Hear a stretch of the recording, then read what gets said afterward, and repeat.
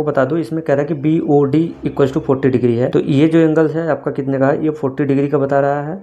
और उसके बाद कह रहा है कि इस वाले एंगल को और इस वाले एंगल को, दोनों एंगल को अगर मैं सम कर रहा हूँ तो हमें मिल रहा है कितना, 70 डिग्री मिल रहा है। तो मान लेता हूँ कि इस एंगल को मैंने मान लिया कितना x, और इसको मान लिया मैंने कितना y।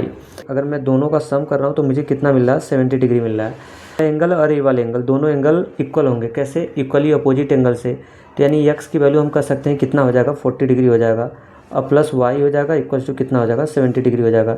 जैसे आप y की वैल्यू निकालेंगे आप कितना, 30 डिग्री मिल जाएगा, 30 डिग्री मिल जाएगी किसकी। और एक एंगल आपसे पूछ रहा है कि ये जो एंगल यहाँ पे है इसका रिफ्लेक्स एंगल कितना होगा। तो मैं मान लेता हूँ इस एंगल का नाम क्या है, जेड है।